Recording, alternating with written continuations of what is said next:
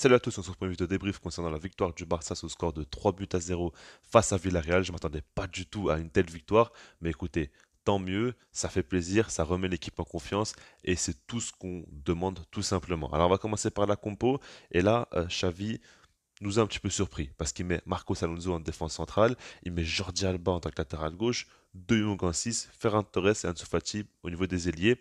C'est pas mal quand même de changements dans la compo et ça fait plaisir. Clairement, je pense qu'il faut passer à autre chose, tenter d'autres choses. Et puis, c'est vrai que je suis pas forcément d'accord avec tous ces choix, comme par exemple Marcos Alonso en défense centrale, pour moi c'est très loin d'être le top. Jordi Alba, sa place, elle n'est même pas sur le banc selon moi, mais il fait quand même ses choix et c'est toujours mieux que de rester toujours sur les mêmes erreurs. Maintenant, moi j'aimerais commencer par parler du maestro, Frenkie de Jong. Je suis impatient d'en parler parce que vraiment, il a sorti un très gros match et ça me fait énormément plaisir. Moi je l'ai souvent critiqué, comme vous le savez, mais c'est parce que ce joueur-là, selon moi, il est vraiment différent des autres. Il a énormément de qualité et je pense que on est dans le droit d'attendre clairement beaucoup plus de lui parce qu'il peut proposer beaucoup plus. En fait, c'est ça le truc. Et là, aujourd'hui, il nous l'a enfin montré dans un poste de numéro 6 qui lui convient finalement plutôt bien. Et puis, on voit qu'à la récupération, il a été présent, surtout dans l'anticipation. C'est beaucoup d'interceptions. C'est beaucoup de fois où il a bien lu le jeu. Ça, c'est quand même une très bonne chose. Et puis sinon, balle au pied, il est très à l'aise. On l'a vu sortie de balle quand il était sous pression. Mais on a vu aussi quand il faisait ses percées balle au pied. Il est vraiment très très à l'aise.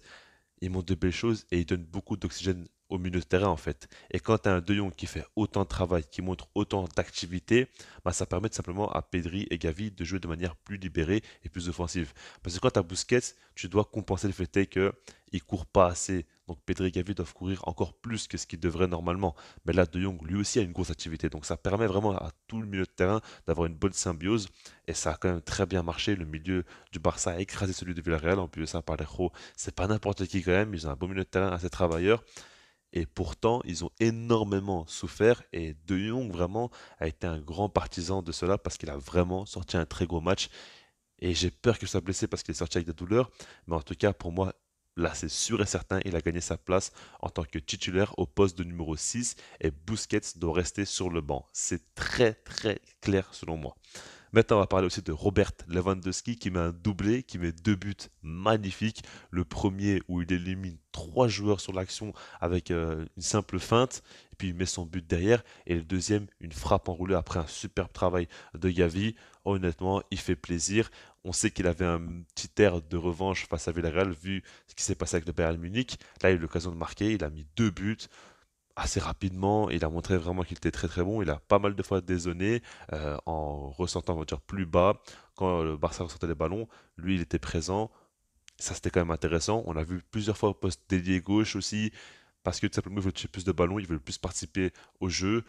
Ça n'a pas toujours été très utile, forcément, mais en tout cas, son jeu de haut but est toujours intéressant. Et puis surtout, il met ses buts, il est décisif. Le truc qui me fascine avec lui, c'est que souvent, quand tu regardes les actions, il n'y a pas réellement de danger, ou en tout cas, c'est pas forcément une position pour marquer directement. Mais lui, il arrive à faire en sorte que ce soit une action quand même très dangereuse, et il arrive carrément à marquer dans des positions pas toujours simples. Enfin, par exemple, son but là, l'enroulé, c'est pas du tout évident comme ça de se dire qu'il va frapper, il fait la feinte, il tire, ça rentre, il attire très très bien, mais c'est parce qu'il a une qualité de frappe monstrueuse, qualité technique aussi très très bonne. Et c'est ça qui est dingue avec lui, il fait beaucoup de différence. Et honnêtement, pour moi, le Barça fait un bon match globalement, certes, mais je pense que si Lewandowski n'est pas aussi décisif et ne met pas ses buts avec autant d'aisance, je pense que le Barça pourrait beaucoup plus galérer et être plus dans le doute. Je pense que c'est vraiment grâce à Lewandowski qu'on peut faire un si bon match. Et puis, bien évidemment, il y a De Jong, comme je vous l'ai dit, il y a aussi Jules Koundé, hein. Koundé, pour moi, c'est primordial d'avoir un défenseur comme ça, qui a une si bonne lecture du jeu, qui est si à l'aise balle au pied à la relance aussi. Il fait un super match et pour moi, il est vraiment un joueur clé pour la réussite du Barça. Il nous faut un gars comme ça derrière qui nous rassure autant, qui est si rapide, si intelligent, si bon à la relance. Il est extrêmement complet et il est extrêmement bon. Ensuite, on a Ansu Fati qui a été buteur, ça fait plaisir, c'est pas le plus beau but de sa carrière bien évidemment, mais il a mis son petit but, il reprend de la confiance. On voit que dans le jeu, c'est toujours pas Ansu Fati très actif, on va dire. Il bouge pas non plus énormément sur le terrain, il fait pas énormément de courses, il n'est pas forcément à 100% physiquement, je pense, mais il met son petit but et puis il participe au jeu. Et puis surtout, ce qui est bien avec lui, c'est son placement, son intelligence dans le jeu. Il est souvent quand même dans des bons tempos.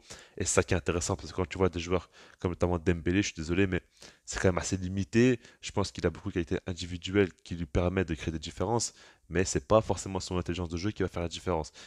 Ansu Fati, c'est différent. Donc c'est quand même bien. Et puis c'est un vrai ailier gauche. Moi, je pense que par exemple, Rafinha et Dembélé sont deux joueurs qui doivent à tout prix jouer à droite pour pouvoir performer au mieux. Ansu Fati, lui, il peut jouer à gauche et c'est même son meilleur poste, je pense. Donc du coup, c'est quand même intéressant et s'il continue à monter en puissance, bah, il va devenir titulaire tout simplement. Moi, je pense que Rafinha et Dembélé ensemble, c'est plus vraiment une option viable, en tout cas dans les gros matchs. Maintenant, par rapport à ce Barça-là, c'est vrai qu'en seconde mi-temps, ça a été décevant, quoi. On aurait pu faire une petite sieste parce que ça jouait plus trop. C'est vrai que, comme je le dis, ça peut faire un petit peu chier dans le sens déranger, quoi. Mais ce qu'il faut se dire, c'est que le Barça joue tous les 3 jours. Et moi, je comprends le fait est que quand tu mènes 3-0 à la mi-temps, c'est pas 1-0 ou 2-0, c'est 3-0 quand même à la mi-temps. Tu lèves un peu le pied, tu te dis que voilà, c'est mieux de pas non plus trop se tuer. Il y a beaucoup de matchs qui vont arriver jusqu'à la Coupe du Monde et si jamais tu peux un petit peu t'économiser, c'est une bonne chose. Maintenant, je pense que Xavi aurait dû accentuer ça en faisant des changements dès la première mi-temps, dès la pause, en mettant des joueurs comme par exemple Kessie qui joue très peu et qui aurait pu montrer tout simplement, elle l'a fait un peu plus tard.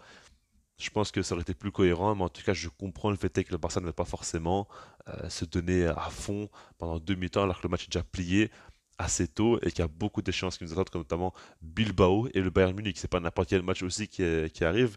Donc voilà, globalement, je suis assez content. Maintenant, je trouve pas que c'est un match vraiment qui est très rassurant. C'est pas forcément un match qui nous fait oublier tout ce qui s'est passé parce que je pense qu'individuellement, Koundé, De Jong, Lewandowski ont vraiment été monstrueux. Gavi fait un excellent match.